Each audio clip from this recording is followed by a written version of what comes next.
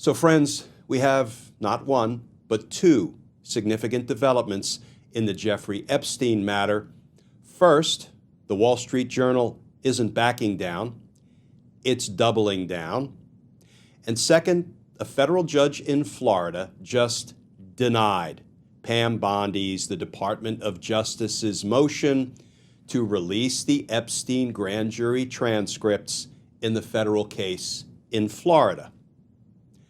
Let's talk about that, because justice matters.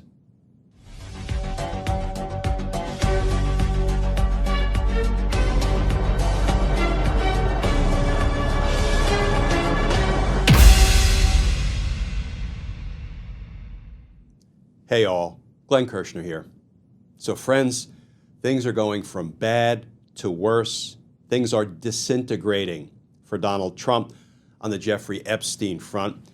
We're going to take on two stories today. The first is more procedural, and the second is more substantive.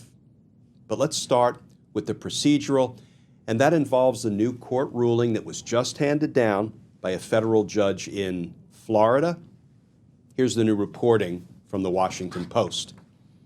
Headline, Judge in Florida denies Justice Department request to release Epstein transcripts.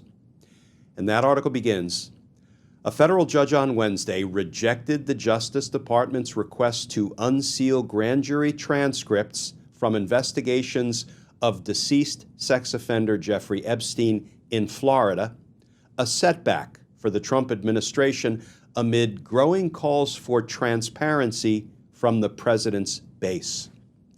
The Department of Justice petitioned the court last week to release those closely held records from federal grand juries based in West Palm Beach that investigated Epstein in 2005 and 2007, but in a 12-page opinion Wednesday, U.S. District Judge Robin Rosenberg said she could not legally do so under court rules governing the secrecy of those federal proceedings in Florida. And friends, let's turn to just a very short passage of Judge Rosenberg's new ruling and order. It's titled, Order Denying Petition to Unseal Grand Jury Transcripts. The matter before the court is the United States, that is DOJ's, request to unseal grand jury transcripts stemming from the government's investigation into Mr. Jeffrey Epstein in the Southern District of Florida. For the reasons set forth below, 11th Circuit law does not permit this court to grant the government's request. The court's hands are tied, a point that the government, the Department of Justice, concedes. The judge goes on to say, consistent with Pitch, that's the name of the case, that provides that the judge does not have the lawful authority to grant the government's motion, consistent with Pitch and the government's concession, DOJ's concession, the request to disclose is denied. Now, friends, the reason I wanted to touch on this new ruling just briefly, this new defeat for the Department of Justice, Pam Bondi, and Donald Trump, is because of that phrase, the government concedes, the government's concession. What's going on here? Pam Bondi filed the motion, and then the DOJ lawyers went in and conceded, agreed, admitted the law in Florida that applies to this issue does not permit the judge to grant this motion to release grand jury transcripts.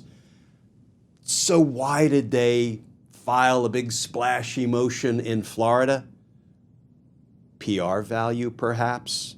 Look, we're demanding, we're moving the court to release the Epstein grand jury transcripts in the Florida federal investigation. What they never said was, even though the law doesn't allow it, well, the judge said it. And not only did the judge say it, but the DOJ lawyers conceded it. You know, this is part of the Trump, Pam Bondi, Epstein show, the sad, despicable, depraved reality show that they are putting on for the American people, at least those of the American people gullible enough to fall for any of this crap. The law prohibits, in Florida, what they asked the judge to do. Now, it's slightly different in New York. That's a different federal jurisdiction. In Florida, it's the 11th Circuit Court of Appeals. In New York, it's the 2nd Circuit Court of Appeals. And the 2nd Circuit is a little bit more permissive in, what they believe can be ordered released by a federal judge. And so that motion is still active in New York, but it's clear that the federal law that prevails in Florida didn't even allow this thing that Pam Bondi asked the court to do. And we know that because the DOJ conceded the law doesn't allow it. Conceded the judge doesn't have the authority to do what Pam Bondi told the American people she was going to try to do down in Florida. All part of the same old depraved Jeffrey Epstein reality show. Okay, friends, let's go to the second story, because there was just a new bombshell dropped by the Wall Street Journal. You undoubtedly know the backstory. The Wall Street Journal reported on this, despicable letter, a birthday card of sorts that they claim Donald Trump wrote to Jeffrey Epstein, and it came complete with, some doodles of a naked woman. And so Donald Trump said, whoa, fake news, and he brought an $11 billion, that's not the exact amount, but a big fat defamation lawsuit against the Wall Street Journal down in Florida. And, maybe he thought that would cause the Wall Street Journal to back down and back off and print a retraction. Oh, hell no. The Wall Street Journal just doubled down with some new blockbuster revelations. And here is some of the new reporting by, you guessed it, the Wall Street Journal. Headline: Justice Department told Trump in May that his name is among many in the Epstein files. That article begins: when Justice Department officials reviewed what Attorney General Pam Bondi called a truckload of documents related to Jeffrey Epstein earlier this year, they discovered that Donald Trump's name appeared multiple times, according to senior administration officials. In May, Bondi and her deputy informed the president at a meeting in the White House that his name was in the Epstein files, the officials said. Many other high-profile figures were also named, Trump was told. Being mentioned in the records isn't a sign of wrongdoing. The officials said it was a routine briefing that covered a number of topics and that Trump's appearance in the documents wasn't the focus. They told the president at the meeting that the files contained what officials felt was unverified hearsay about many people, including Trump, who had socialized with Epstein in the past, some of the officials said. One of the officials familiar with the documents said they contained hundreds of other names. They also told Trump that senior Justice Department officials didn't plan to release any more documents related to the investigation of the convicted sex offender because the material contained child pornography and victims' personal information, the officials said. Trump said at the meeting he would defer to the Justice Department's decision to not release any further files. The meeting set the stage for the high-profile review to come to an end.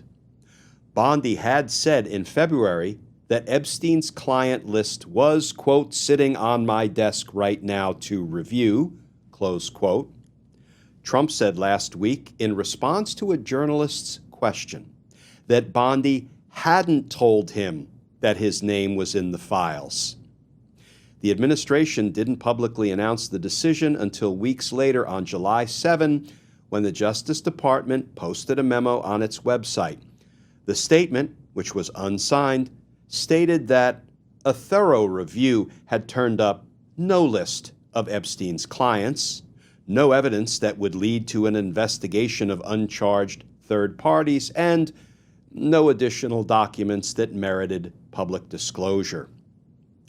In a statement to the Journal on Friday, Bondi and the Deputy Attorney General Todd Blanche said nothing in the files warranted further investigation or prosecution. Quote, as part of our routine briefing, we made the president aware of the findings, close quote, they said. FBI Director Kash Patel has previously told other government officials that Trump's name appeared in the files, according to people close to the administration. On July 15, an ABC News journalist asked Trump, as he took questions from reporters at the White House, what Bondi told him about the Epstein files. The reporter asking this, quote, specifically, did she tell you at all that your name appeared in the files, close quote? Trump's answer, quote, no. She's given us just a very quick briefing, close quote. Trump responded. He also said Bondi had really done a very good job on the Epstein review. So friends, the Wall Street Journal reported directly, plainly, unequivocally that Pam Bondi told Donald Trump that his name is in the Epstein files, and Donald Trump told a reporter, Pam Bondi did not tell me my name is in the Epstein files. I'll be really interested to see what Pam Bondi says when reporters begin asking her, did you tell Trump he was in the files?